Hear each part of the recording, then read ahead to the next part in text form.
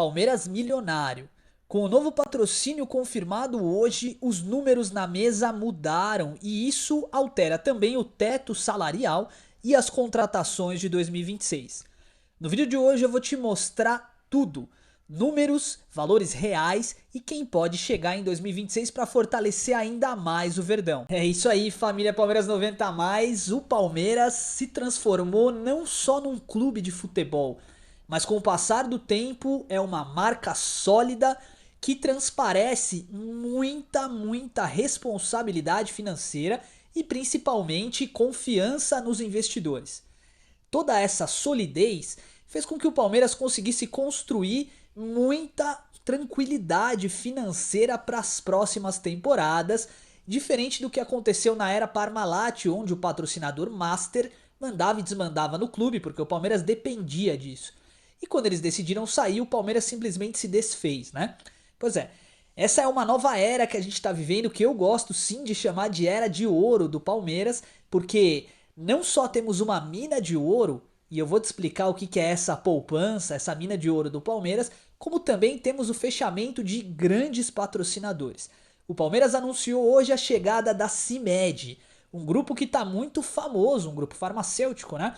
Muito famoso por suas últimas contribuições, principalmente na internet. Pois é, a CIMED vai patrocinar as omoplatas ou clavículas aqui, né, a saboneteira do uniforme do Palmeiras, e a renda prevista, né, para o Palmeiras receber até 2027 é de 57 milhões de reais. E muita gente vai estar falando, poxa, mas 57 milhões de reais, só para você ter uma noção, o São Paulo trocou o nome do Morumbi, foi para Morumbis, né? E por conta dessa alteração eles receberam 90 milhões de reais, ou seja, o Palmeiras recebeu mais de 50% desse valor só para ostentar no uniforme o nome da marca. Complicado isso, né? As negociações com a diretoria do Palmeiras, sobretudo para fechar esses patrocínios, não são fáceis. Porque o Palmeiras tem uma coisa para vender: credibilidade. É um projeto que funcionou e funciona até os dias atuais.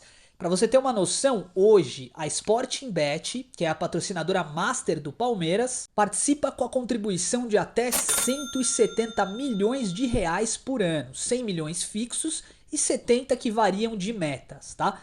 Esse patrocínio vai rodar até 2027 também. E aí eu só tô te falando da omoplata e do Master. O Palmeiras tem patrocínio no calção, o Palmeiras tem patrocínio de maneira geral, inclusive no centro de treinamento. Para Sporting Bet fica à frente da camisa, a numeração, uniformes de jogo, treino, aquecimento e itens de viagem, além, é claro, dos naming rights na TV Palmeiras e no podcast oficial do Verdão. Se você entrar agora no perfil, no canal, né, do Palmeiras no YouTube, você vai ver que é TV Palmeiras Sporting Bet. Então, assim, tudo, absolutamente tudo que o Palmeiras gera de valor hoje para o futebol pode e terá um patrocínio por trás. Já a CIMED, além das omoplatas, leva também exposição em todas as camisas, obviamente, e presença na mala médica. Sabe quando um atleta se lesiona e entra ali a equipe médica para poder atendê-lo em campo? Aquela malinha também vai levar o nome da CIMED. Então, algumas linhas licenciadas da CIMED, como Lavitan, Carmed, João e Maria, todas elas vão ter um design oficial inspirado no Palmeiras. Então não se assusta se você for na farmácia mais perto comprar um multivitamínico Lavitan, por exemplo, e lá tiver, por exemplo, um símbolo do Palmeiras na embalagem. Pois é o Palmeiras dominando o mercado de maneira geral por conta da sua identidade de solidez financeira. Mas nada disso seria possível se a gente não olhasse para um passado não tão distante, para um senhor que ajudou muito o Palmeiras nesse projeto. Pois é, o senhor Paulo Nobre, que pegou um Palmeiras financeiramente deslocado, com dívidas e mais dívidas, acreditou no projeto, tirou dinheiro do bolso e investiu no Verdão. Hoje nós só somos essa máquina porque o Paulo Nobre começou esse projeto. Devemos muito à Crefisa também, é verdade, mas de qualquer forma, se não houvesse um Paulo Nobre para acreditar no projeto e mostrar como o Palmeiras tinha força, a Crefisa não teria chegado. Devemos muito sim ao Gagliotti, à Leila Pereira, porque a Leila Pereira administrativamente continuou, né, o bom trabalho que foi executado pelas gestões anteriores e conseguiu, inclusive, trazer para o Palmeiras um diferencial, né? Por conta da postura dela de liderança, ela colocou o Palmeiras nos holofotes do mundo. Pois é, hoje o Palmeiras é uma marca sólida e muito firme. Até porque, e aí você vai entender porque que eu falei no começo do vídeo, a nossa poupança, ela não para de render. O Palmeiras faz muito dinheiro com algo que é incrível, a nossa base. É, rapaziada. Pois é. Hoje quando o Palmeiras lança um garoto, né? Vamos usar como exemplo aí o último grande gênio que jogou aqui no Verdão, Estevão, né? Vai ter gente me chamando de louco por falar que ele é gênio, mas com o tempo essas pessoas vão entender. Quando o Estevão surge para o futebol, de maneira geral, o mercado já enxerga o Palmeiras como um time sério, tá? Capaz de revelar grandes jogadores. Veja Gabriel Jesus e Hendrick que vieram antes, né? E aí, de maneira tranquila, um time como o Real Madrid se sente seguro em fazer uma negociação firme com o Palmeiras para contar com o jogador daqui a 2, 3 anos, sabendo que o Palmeiras não deve grandes quantias a ninguém e que é um time sólido, com superávit financeiro. Já vamos falar disso também, tá? Por conta disso tudo, por conta dessa seriedade nas negociações e principalmente por conta dos bons exemplos que está dando, o Palmeiras consegue formar e atrair jovens para sua base. Então nós temos uma estrutura diferenciada, um time de psicólogos que ajuda muito no crescimento e amadurecimento dos atletas, uma equipe de núcleo de performance, saúde e bem-estar que ajuda a fazer com que o atleta que tem um potencial de jogo desenvolva-se fisicamente e encontre o seu melhor. Fazendo isso, a gente traz para o mercado jogadores completos. Mas aí você vai me dizer, Henrique, são mais de 140 jogadores na base do Palmeiras. Não são todos que chegam ao profissional. Como o Palmeiras lida com isso? Pois é. É uma estrutura genial, tá? E o Palmeiras não inventou a roda, não. Ele só olhou o que funcionava na Europa, nos grandes times europeus, e fez a mesma coisa. 140 atletas, nem todos serão profissionais no Palmeiras, não é verdade? Pois é. Então o Palmeiras pega esses jogadores que não serão aproveitados no profissional agora, mas que têm potencial, e firma um contrato de mais-valia. A mais-valia nada mais é do que um percentual que o Palmeiras mantém no jogador em vendas futuras. E aí ele vai e negocia num preço que seja acessível para uma equipe séria no mercado também. Eu gosto de usar o exemplo do Mancha, que foi pro Fortaleza, né? É um zagueiro, um ótimo jogador, foi pro Fortaleza e em menos de 2 temporadas foi vendido pro Olympiacos da Grécia por uma mala de dinheiro. Só que o Palmeiras vendeu pro Fortaleza num preço que fosse acessível para eles, justamente porque precisava dar, vamos dizer assim, palco, né? Precisava que o jogador jogasse. No time profissional não ia rolar. No Fortaleza, por ter um certo talento, o garoto se desenvolveu e conseguiu ser vendido, 10 milhões de reais na conta do Palmeiras. Pois é assim que se faz negócio com seriedade e dando oportunidade para os jovens. A nossa poupança ou mina de ouro é a nossa base. O Palmeiras tem feito muito, mas muito dinheiro com os jogadores da base. Nem todos vão performar. Você pode pegar o exemplo do Patrick de Paula, do Gabriel Veron. A gente esperava um pouco mais deles, né? O Veron foi eleito o melhor jogador da Copa do Mundo Sub-20. Mas ok, porque de qualquer forma o jogador já tá pago.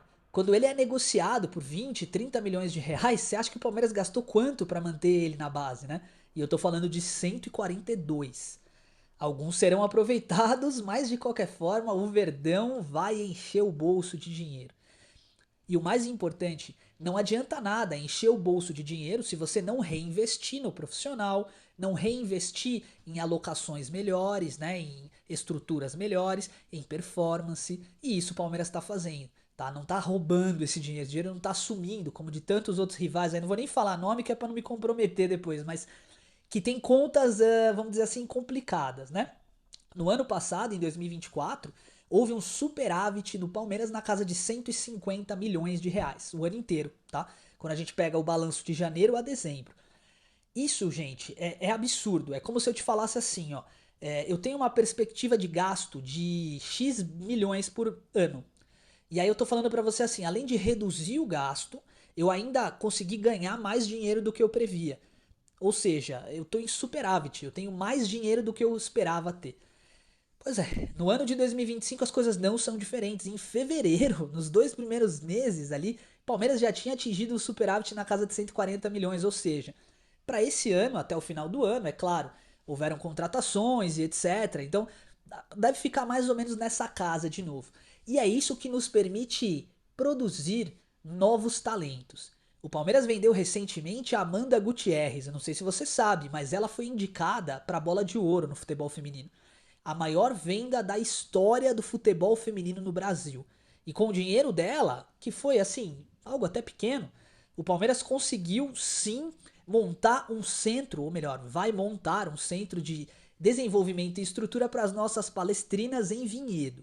Ele vai otimizar o que nós já temos lá e vai aprimorar com certeza o número de meninas que vai chegar no Palmeiras. Ou seja, é o time feminino que está seguindo os mesmos passos do time masculino na administração. E isso, você tem alguma dúvida de que dentro de 5 ou 10 anos o futebol do Palmeiras feminino vai ser o maior do Brasil, de repente até o maior da América do Sul? Pois é. É assim que se faz negócio e administração séria. Por conta de tudo isso, vamos falar de mercado da bola, porque tem muita coisa chegando em 2026, né? O Palmeiras está sondando alguns jogadores, eu vou falar o nome para vocês, não tem nada fechado, mas são sondagens, são conversas que estão acontecendo. Desde do ano agora, né, desde a da última janela agora de 2025, o Palmeiras sonha com um jogador que está sendo pouco falado, né? O Palmeiras gosta de fazer, de conduzir as negociações meio que em off, né? Rodrigo Zalazar é um meio-campista do Braga com muita qualidade, mas muita qualidade mesmo. E o Palmeiras sonha com ele já tem um tempo. Por que não investir agora e trazer um jogador diferenciado, né? Valores não são comentados, mas o Zalazar agrada muito o Abel Ferreira, que tem um bom contato no Braga, né? E já conhece bem o futebol por lá. Rodrigo Zalazar, para mim, é um meio-campista camisa 10 com classe. Chegaria para elevar o time do Palmeiras, mas não é só ele não, você sabe, né? O Palmeiras está em diálogo com o Gerson também já tem um bom tempo. Gerson também interessa aos cofres ao time do Palmeiras, né? Mas faria um estrago nos cofres, aí sim. O Zenit aproximou-se do Bragantino com a expectativa de contratar o John John. John John viria para ser um meio-campo armador ali naquele time do Zenit, né? 125 milhões de reais é a proposta. Caso isso aconteça, o Palmeiras provavelmente vai perder a moeda de troca para trazer o Gerson. O Palmeiras ia ofertar o Riquelme Felipe e ia trazer o Gerson. Provavelmente isso não deve mais acontecer se o Zenit fechar com o John John, porque não faz sentido levar os dois jogadores, né? O Zenit não precisa disso. Pois é. De qualquer forma, o Gerson custaria na casa de 200 milhões de reais caso o Riquelme Felipe não seja utilizado como moeda de troca. E aí eu falo para vocês, fora de cogitação, tá? Considerando um salário na casa de 2 milhões e meio, 3 milhões de reais, que está completamente fora do teto salarial do Palmeiras, e nós já vamos falar disso, o Gerson não vem.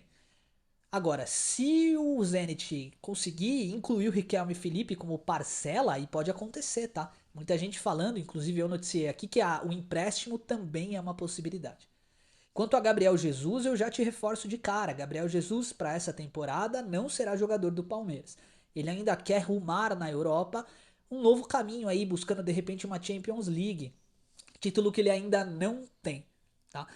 E aí vem alguns nomes interessantes, né? Como o Endrick, por exemplo. Poxa, o Endrick em 2026 seria algo maravilhoso. Para mim é o melhor nome dessa lista, tá? O empréstimo do Endrick para jogar junto com o Vitor Roque, Flaco Lopes, Paulinho, sei lá o que o Abel fará, caso ele chegue mesmo, né? Pra equilibrar esse time aí. Mas é um timaço, né? Sem sombra de dúvidas. E aí, claro, um nome que tem sido muito falado, mas dessa forma negativamente, infelizmente, a possível saída do Vitor Roque. Eu acredito que o Vitor Roque fica ainda no Palmeiras no ano de 2026, tá? Tudo tá apontando para isso. E pós-Copa do Mundo 2027, talvez a gente converse sobre essa saída. Mas Chelsea, Tottenham, West Ham, tem muito time atrás do jogador que tá fazendo, para mim é o melhor, para mim não, né?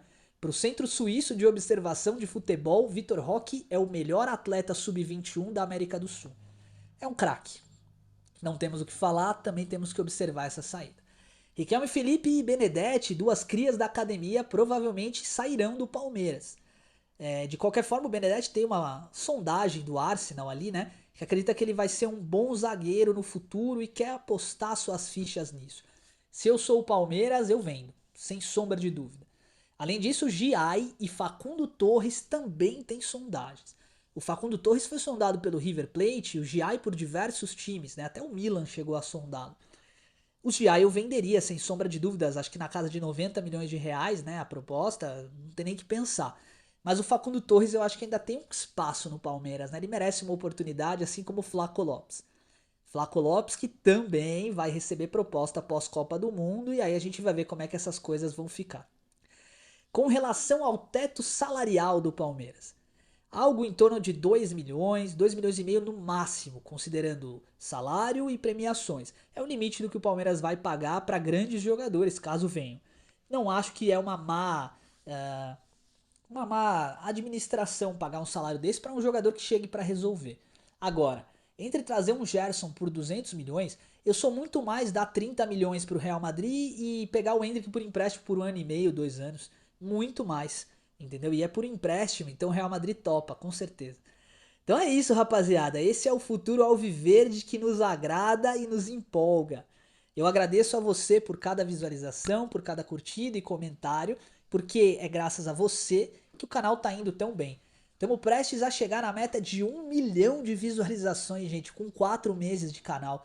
Nem nos meus melhores sonhos eu esperava que isso acontecesse. E ainda mais da forma como tá rolando, tá? Então o que eu posso fazer nesse momento é te agradecer e te trazer bons conteúdos para te entreter e, é claro, para falar do nosso Palmeiras, a nossa paixão. Muito obrigado mais uma vez pelo seu carinho e pelo seu comentário de sempre. Um forte abraço e avante palestra.